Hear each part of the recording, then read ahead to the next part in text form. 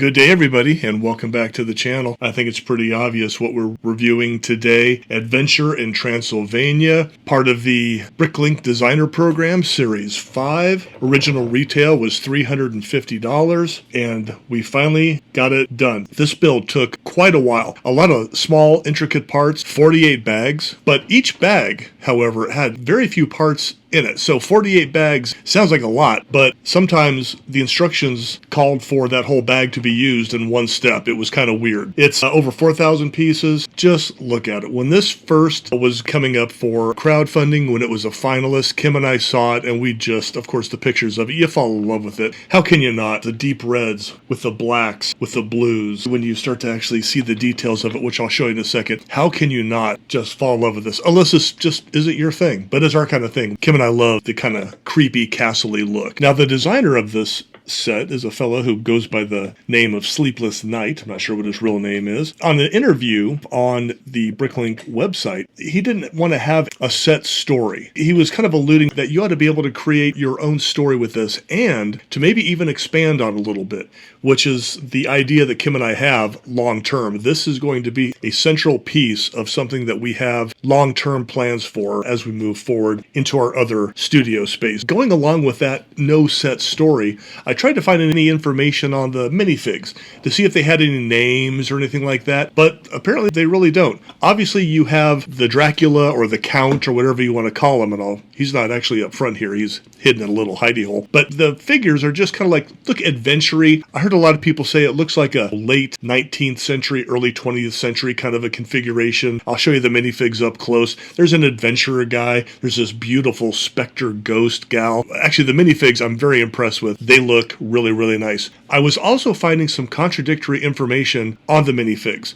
One site said that they were exclusive.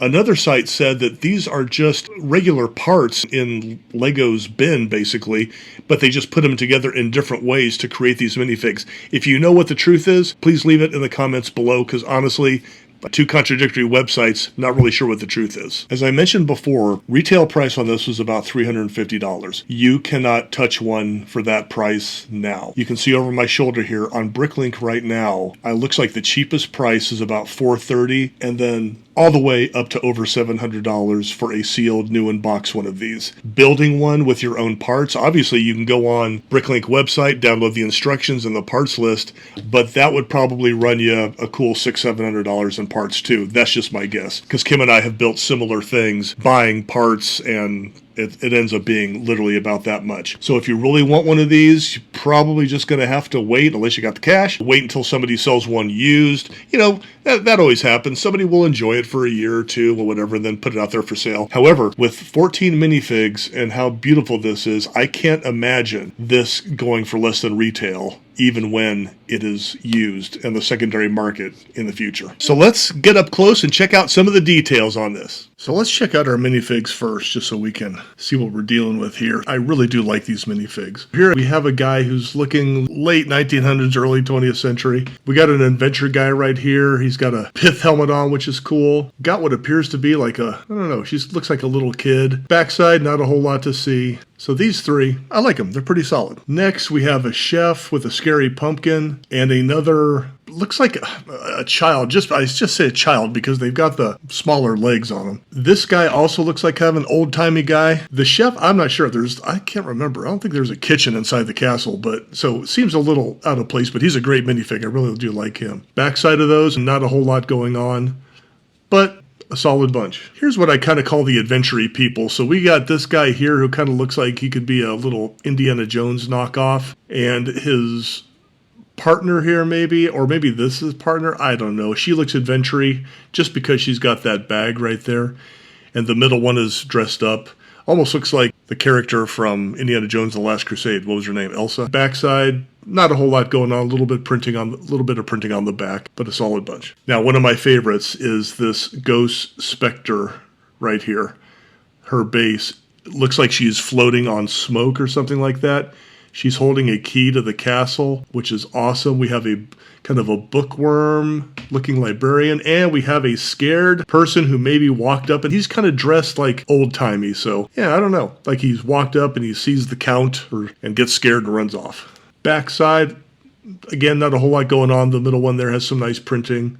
She's wearing a dress. So the minifigs, I like them. There's 14 of them, so that's a pretty good selection. And you can make your own story. So here is the Transylvania castle in all of its glory. This is how you mostly see it displayed, and probably how we will display it, just because it kind of gives its most impact when it's big like this. It will fold up. I'll show you that. It goes together in a full 360 build, and what a seamless 360 build it is. When I bring it together, you will see I actually couldn't find where the seam was to open it up again. That's how good and how seamless that design is. So let's take you up close and let's see some of the details. The one thing that really sticks out on this build is how beautiful the foliage is. The combination of the oranges and the reds and the yellows are just awesome. You've got this beautiful staircase going up to the door, which is totally awesome. The foliage again down here. It's got a little crooked sign showing how to get to the railroad station. You also have some cool tombstones that give a little tribute to famous people. I believe one of them is to former Lego designer. I think he goes by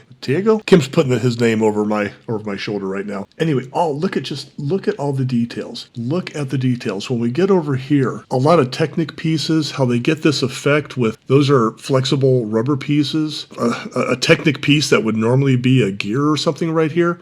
It is just so cool, and the effect is completely gothic, and it looks so good. It looks so seamless, and I never would have thought that Technic could look that good. In the black, it looks excellent. You have this, I wish I knew the architectural terms. I'm no architect. So what is that, a spire or something like that? And made of Technic pieces, just absolutely beautiful. Absolutely beautiful. And I love the wall effect. You've got a combination of the smooth bricks, the masonry bricks, then you have a stud that fits a tile. It just looks so great. And that effect is carried everywhere. Also the roof with that blue. The designer said that he was inspired by this blue from the Orient Express Lego train set. And it does look fantastic. Got all the details up on the roof. You've got this brick built. I don't know what that is. Is it a bat or gargoyle or something like that? Just looks so good all the way around. This cool little turret on the outside here. If you see through the gate, and I'll swing this around, you'll see a chandelier that does some cool stuff. You see how it's swinging, it does some other cool stuff. There are 11 stickers. That's one of the stickers right there in this set, so not too bad, and they're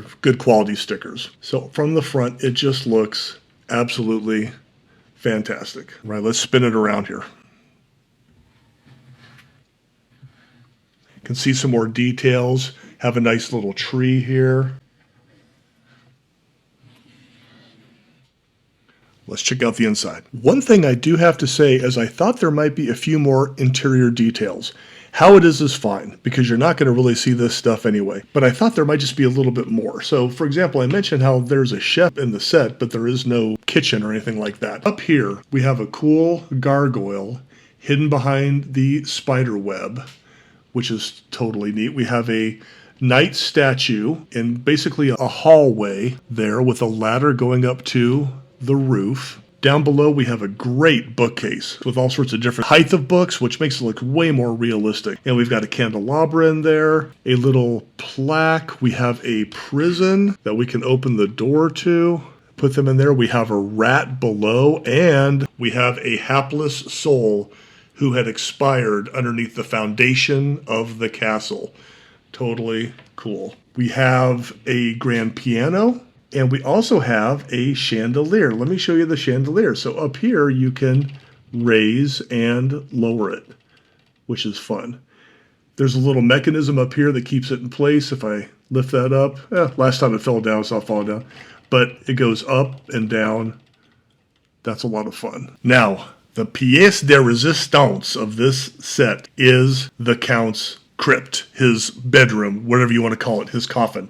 So I have to go over to the other side, but check this out. So here you see the crypt can open up. The Count can come up and say hello. And then he goes back down in, and we can put the top back on. Now, I don't know what happened. I didn't mess with anything, but it used to sit flush on there.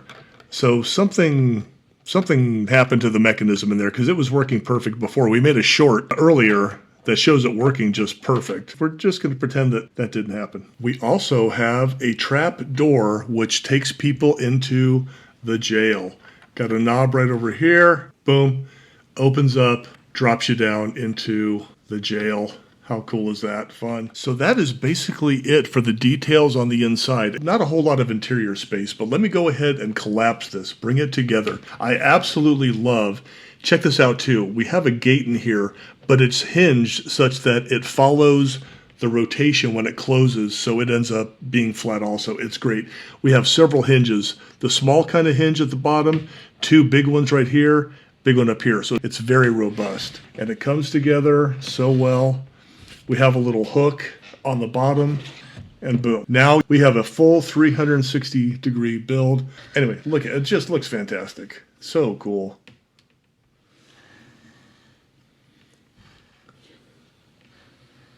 We will probably display it open just because it'll fit better on our bookshelves. But just kind of give you a sense when you're looking at the whole thing, how pretty it is. It's just a really, really pretty set.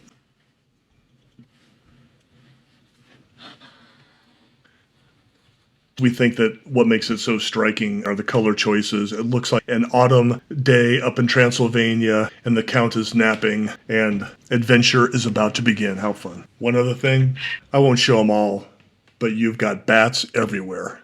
So cool. Thank you for joining us today. What do you think about this set? Leave a comment. Do you like it? Is it your thing? Do you like the Bricklink program? We love it. I wish we could have afforded some more of them, but you can't. They get kind of pricey, gets kind of expensive. Hit that like, hit that subscribe if you haven't already. Got a lot more cool stuff coming up. We'll see you next time. Thanks. Bye.